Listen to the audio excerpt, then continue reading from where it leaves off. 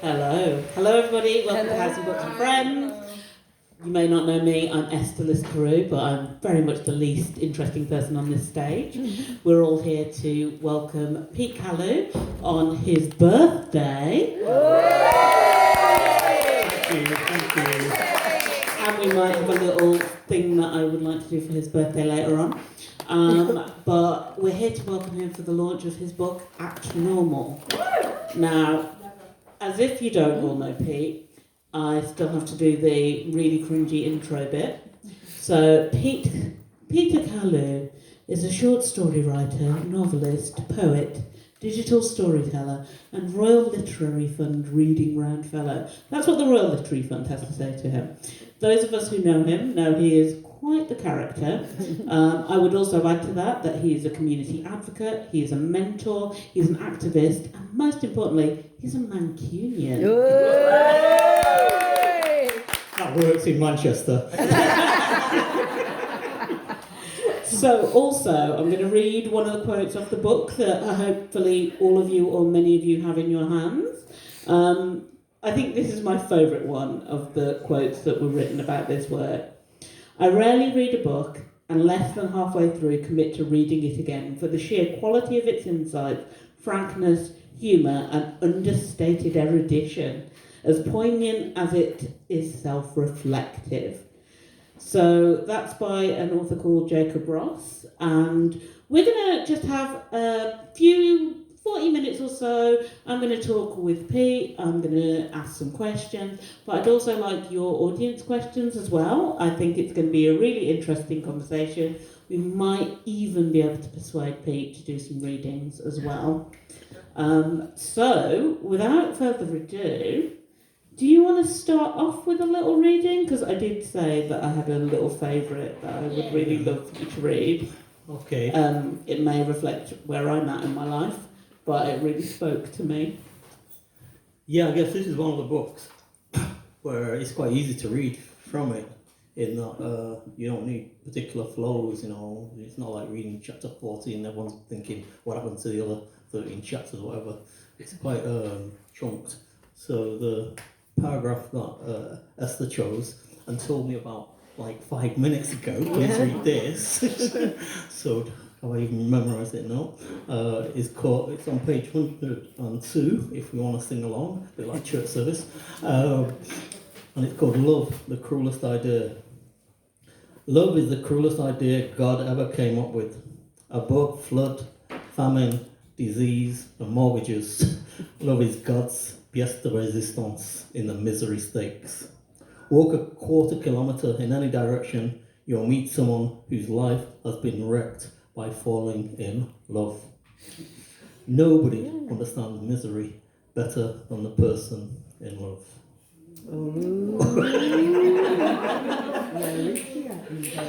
I think one of the things that appeals to me about that piece is that it takes something that people universally laud and praise, and it sort of turns it on its head with your own little quirky style. So I really enjoyed that, and I wanted to share that one with you all. So you have referred to this as a series of essays, it's part memoir, but also I think it's really evident when you read it that there's a certain level of creativity and creative license taken with it. So why did you want to do this, and what makes it different from some of your other books, and what was it about now to write Act Normal? Well, the first thing I generally ask before I answer a question like that is anybody recording? If nobody's recording, you can have the true answer. Let's get to the heart of it. Okay, so it's true that, and many of you here know this, that I've been encouraging people to write creatively for 20, 30 years, and that encouragement takes many forms. Sometimes it's giving them tips on sentence structure, sometimes it's like, okay, this seems a little well-worn, try another one. Sometimes it's, okay, have you tried singing it instead of writing it? You'll hear it better. I think loads of little tips. And for some reason, and some of them are in the room now, I won't mention their names, David Yeats, Marcia Hutchinson. some reason we seem to converge on memoir as a craft. You know, we were all working in that area, and I felt inadequate in being able to give them any advice without first plunging into it myself. You know, the kind of learning by doing. And so as I was, and this isn't necessarily the specific people I mentioned, but as I was talking about what the potential of memoir was, as is always the case in the best creative writing workshops, everybody was arguing about it, some more than others. And rather than have an intellectual or conceptual or theoretical arguments, my preferred way of moving forwards often is to say, well, what about this? And so I kept coming to the group saying, what about this? And then, what about that? Is this memoir? Is that memoir? Is the other memoir? And they were doing the same and bringing their pieces. And so I think collectively, we kind of started to evolve this form. And for each of us, it's very, very different. You know, if you read Martha's brilliant book, The Mercy Steps, you know, he's flying out the shops and she's all over. It's brilliant of its own style. And, you know, and then David, who I don't think it's published yet. Where's David? Here he is, yeah, sitting next to Melvin.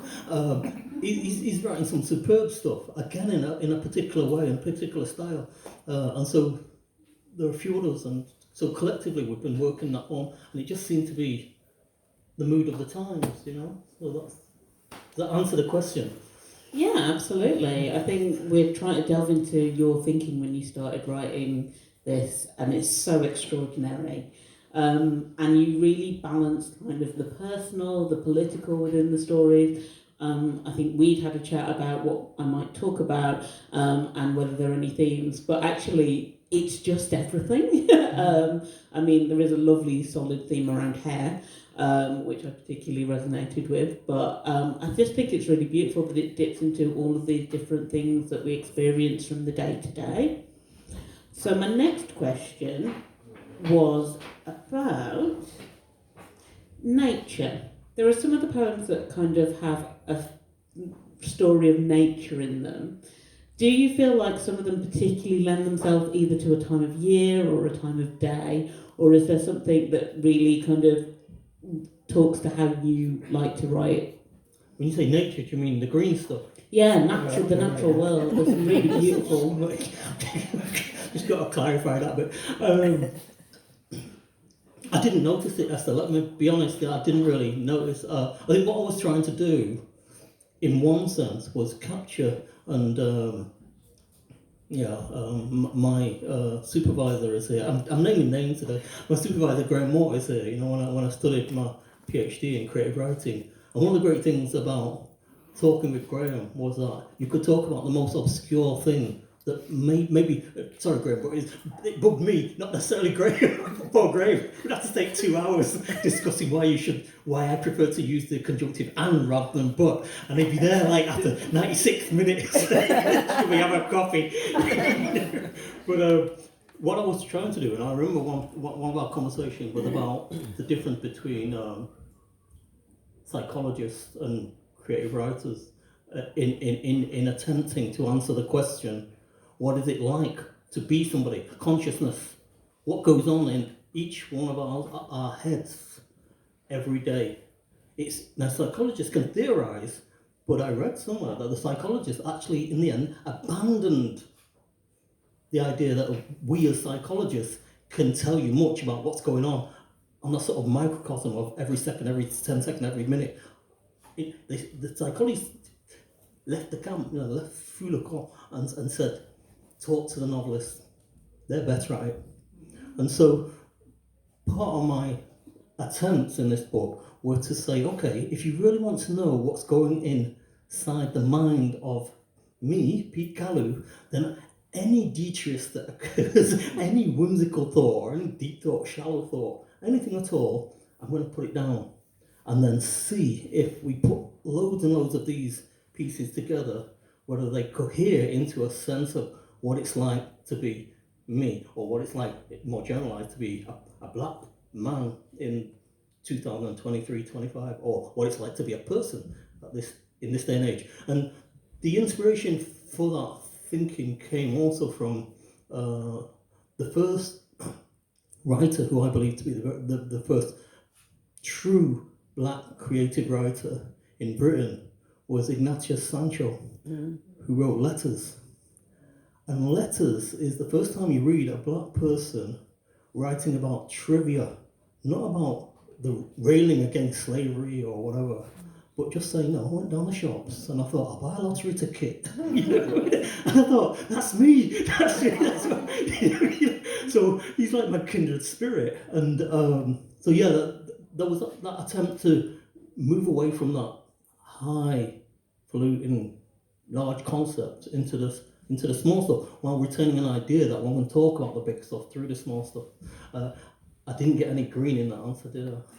That's fine. That's wonderful. I think I could just listen to you speak all the time. And I was kind of going back and I was like, which was the one that really affected me? And I was like, oh yeah, I was waiting for a bird to come through. And it's sort of, it is like that because you do get this like insight into your kind of wanderings through different thoughts, which is really beautiful. So, there's a wealth of characters in this book as well. And they really populate these kind of essays and storytelling. Do you have a favourite character? Yeah, that you describe in this book, someone that you think, oh my God, that person, when I was writing this, they really came back to me with a sort of vividness. No. No. I can't say I have a favourite character. I think that the whole world is full of curious people, and all at least 15 little monsters sitting here now, and you're like, if only I could paint these people the way that I can here paint people, I don't think I have a favourite person, but I'm just in wonder at the mindscapes that everyone carries around with them. Some people get more attention than others, but that's perhaps because I know them more deeply, but I feel that everybody has a story, everybody's interesting. If you get to know them well enough, it's just taking that time. Yeah, I think you kind of have like mischievous friendships in there, and I kind of really enjoy sort of reading sort of what little Peter Callie must have been like, kind of like running around. Well, I know I've got some siblings here, so they can kind of fact check it. But yeah, the little me, what from looking at it now, as I am 62, looking at me 7, I have a much greater tenderness for myself when I look back than perhaps I had at the time. I think, wow, look at your circumstances. Look at the siblings you're having to put up with.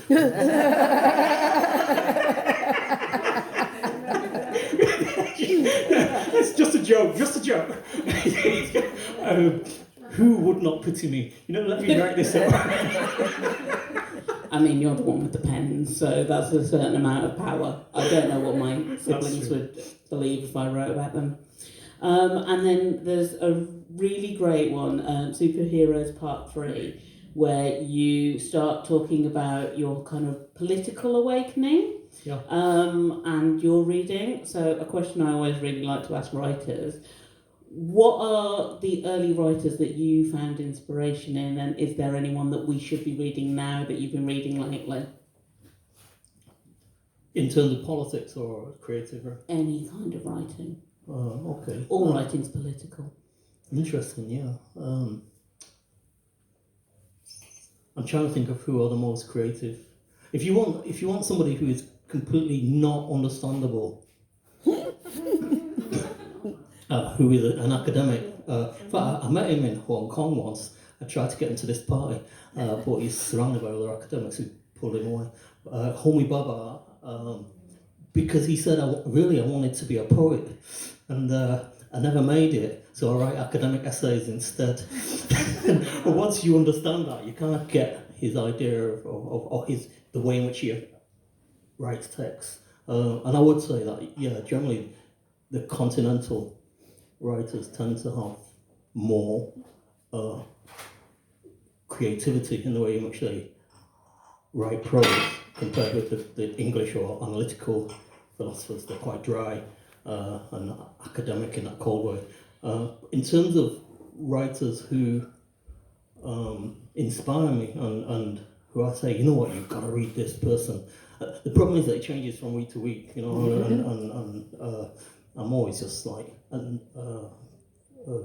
not consistent, so you know, I can't tell you to read. I remember Derek Walcott was saying that I'm glad I'm not teaching literature, because to teach literature you have to be consistent. But I wake up one day loving this, and next day I love something completely different. One day I think this is the way to write, next day I think something completely different, and it doesn't matter because I'm just a poet, I'm not trying to teach. So yeah, ignore everything I say now about recommendations. But right now, I absolutely adore Leonie Ross's writing and Irenison Okoye's writing. Primarily their short stories. I would say, you know, if you want to read the best, the most wonderful, the most mind-blowing short stories, except for everybody who writes short stories in this audience now. Including, Irenison and Leonie. They blasted through the realist, dull, monochrome way which has been advocated for so much short story writing, and brought this glorious technicolor and invention to it. They do it so well. So yeah, those are the two who I'm big into. You know, as soon as they publish something, I'm reading it. Yeah. At the moment. Fabulous, thank you. Are you ready for another reading? I think everyone really wants you to read another one. So, I'm gonna suggest you go with Stokely Carmichael. Okay. Since we talked a little bit about politics. I'll go with him if I knew where 93, page 93. 93. Okay, Stokely. Again, those who don't know, it links quite a few things actually, Stokely Carmichael, the piece. Because, and again, verification from at least one sibling. We had a cat when we were kids. We had a cat called Stokely Carmichael. I just thought that was really the coolest thing ever. You know, and it was the time of the Black Power movement. And we brought the Black Power into the house. I don't know who named this cat, you know, but I don't know its name. And we had some lovely neighbours and some difficult neighbours, and so this is a essay, story, whatever, that mixes up with politics, with memoir, with auto-fiction.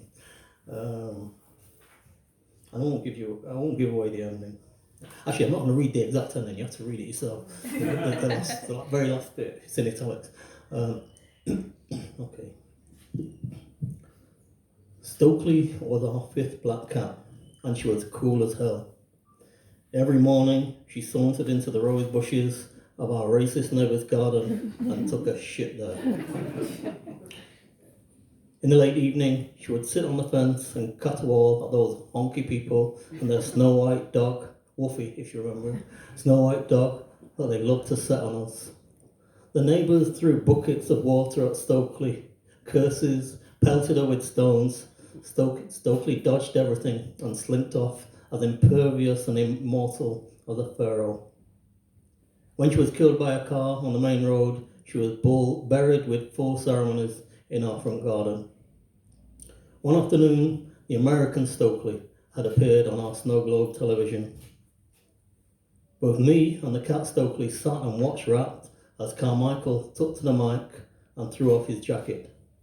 He said, "Black power, and we ain't going nowhere," to an audience of loving black people who were all shiny-faced, chins high, lips firm, hair pricked, who were clapping him to the rafters. He wasn't done. He told on. "Not one of those reporters here in this room is black, and they're calling me the racist?" Stokely sticking it to the white man. We loved it. Telling it straight to that fine, fine black audience. The world belongs to you.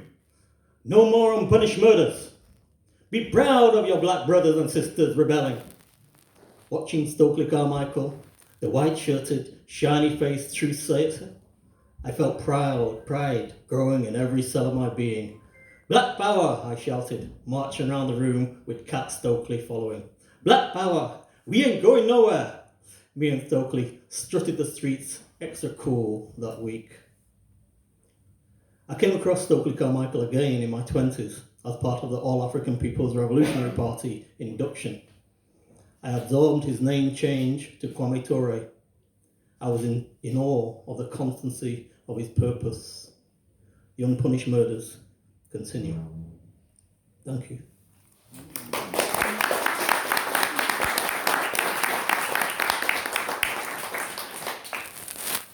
That was so beautiful, and I think it really does show that through your writing you can be both whimsical and speak to a real truth for Black people in particular.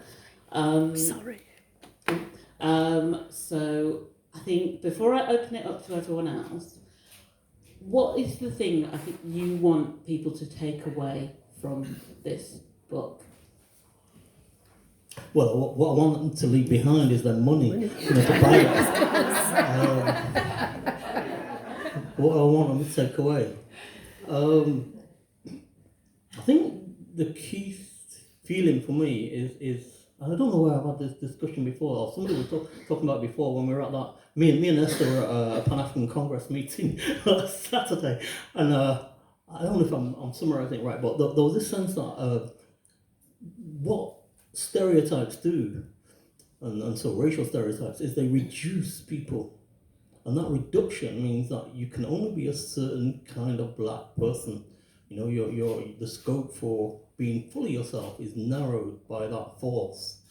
And so what this book tries to do is say, you know what, this is me. I kind of don't care anymore about trying to be the correct Black person or anything else like that. And I don't think we should care. I think we should try to live fully as we can and be all we are, while, acknowledging that there are pressures on us to conform in some way. And that's the abnormal thing, that to conform, the pressure to conform, often a pressure to conform to stereotype. And that has been one of the banes of my life, that I never felt comfortable with any of the stereotypes, but kicking up against them was such a struggle. So that's it, yeah, just be, it's such a cliche, I should write one of them aspirational books, be all you can be. I mean, it really talks to that subtitle, Joy and Despair, and I think there's so much of joy in the book. So, with that, I'd like to open it up to the audience. Do we have any questions from anyone at the moment that you want to ask Pete? Fabulous. So I've read some of the pieces on Substack, a few short little bits, marvellous little insights, if you like. But it's a whole sort of quite chunky book, and I'm quite interested how you've managed to tie all those little pieces together, and what sort of structure you've used to try and make it into a complete read as opposed to lots of little bits. Did everyone hear that, or would you like me to repeat it? It was just a question about how these the structure was kind of came together for Pete. Thanks. As most of you know, I'm very deaf, so you can ask whatever question you like, but Esther's going to relay it to me, and she may relay something completely different if she doesn't like your question, but that's just, the way that's life. Okay, so structure, thanks very much for that question, which we planted. Love it. I really enjoy it. I'm trying to make it my own. Not very successfully. Just give him the game away. I love it. But it's a great question because my publisher's here. My publisher, Rosemary. Can everyone give her a round of applause? She's been with me through thick and thin.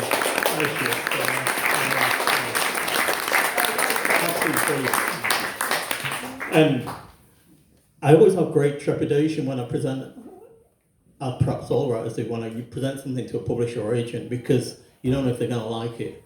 And one of the things that I was working on when writing this was anti-memoir and anti-chronology, meaning that some of you know, and I think I can say this, without bursting into tears, that my mother died recently, and in the last months of her life, she wasn't always in the now. She was often 50 years, 70 years before. And it made me think even more that we don't spend our lives in this now always thinking about what's happening around us now. We're often reliving life from 50 years ago, 20 years ago, 30 years ago, 10 years ago. And so I felt that a true chronology, a true memoir of who we are should embrace that. And I know that at least one representative of my editors here, it's in the middle there, I won't name him, when it came to the editing process, there was some dialogue around can we reorganize it so that it's chronological, 4, 7, 12, 15. And I said no. But I wanted at the same time for there to be a sense of culmination. Build of some kind, but I didn't want you to know what that build would be. And I'm getting a bit too, artistic now. But what I decided to do was put bleak. My mother just died. Now I'm onto my father's death. Put my father's death, elements of my father's death towards the end, so that you get a sense of time passing. But the time passing doesn't necessarily relate to my own biography. It's people around me. And in that way, I would give you a sense of structure. But in truth, the working method I use, because that's all perhaps post-op, that's me thinking after the rationalization. The working method I use was I write the stuff and then I just think, that might work there. Now what would go nicely next to it? Now what would contrast with that? And I kind of kept shuffling the pieces until they seemed to sit right. Does that answer your question, Melvin? Does that answer my question? A jigsaw method. Is that the answer? Is that the answer you wanted to give? Well, then it does. It'll do. So there was a method. There's some method, but it's quite a hidden method. It's not obvious. Right. Some more questions, please. It's probably a little bit like, Peter, life in parallel lines. Like Meccano, you've got 5 or 6 lines of Meccano and you move, they all shuffle. So sometimes some things are forward, sometimes some things take a back seat in life. You're not always there. Sometimes another one will shoot up. This side will be higher, this side will be higher, depending on how you're feeling about things. You can wake up one day and think, yeah, I'm black and this is what I do. But then the next day you might be like Mum said, because she was Danish, right? Just remember me as well. So you have to be who you are in any way, shape or form. And I'm your sister, by the way, so sorry. Some very personal insights about the nature of parallel lines, and sometimes one springs up and another one springs up, and that you're in a different space every day and you're just kind of following like Meccano, which is a wonderful youthful reference to me. I think that's when I say I love her Renison, that's something that she does, and I like that technique, that weird kind of technique to do with parallels. So I just stole it from her. I love that you were inspired creatively and adopted the techniques. Stole. It's Picasso. He said, good artists steal. They don't borrow, they steal. So, artist theft. We're really going into all of these wonderful things from your writing. Any other questions that we have? Right.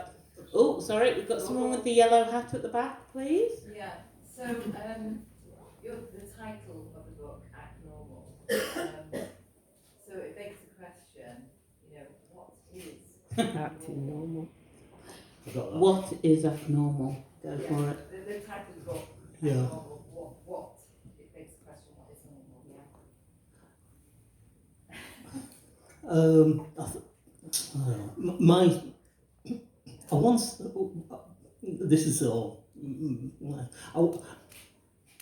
I have a weak attention span sometimes, and I remember I was studying law and I was getting bored with the lectures, So I went into sociology. I thought, I can do a commercial law afterwards. I'll just read it in the textbook. Let me go into sociology. And the guy, the lecturer, was doing some kind of introduction to sociology. And what I caught was he said, there is this thing called common sense. And it's neither common nor makes sense, And I feel the same way with normal. What is normal is only normal in this time and this place, in this moment. And it's, from a sociological point of view, it's an aspect of manufacturing consent with Chomsky. That idea that you don't actually need to compel people to behave in a certain way. You put enough stuff into the culture, into what's going on, that people behave that way anyway, and that's normal. And so if you ever want to change things, you first have to start questioning what's normal and why. Now, when you start questioning things, then you become slightly dangerous. So you can question things, but at the same time, act normal, just for your own safety. You know what I mean? And I think there's something in that, act normal. Yeah, I'm going to be thinking about who dictates my normal quite a lot. Right, we have some other questions, I think. Next to the clock. Hi, so I'm a millennial on the cusp of being a Gen Z, so I've already got my question. My question is, with everything going on today in the socio-political climate, what advice would you give young people who want to express themselves honestly through writing?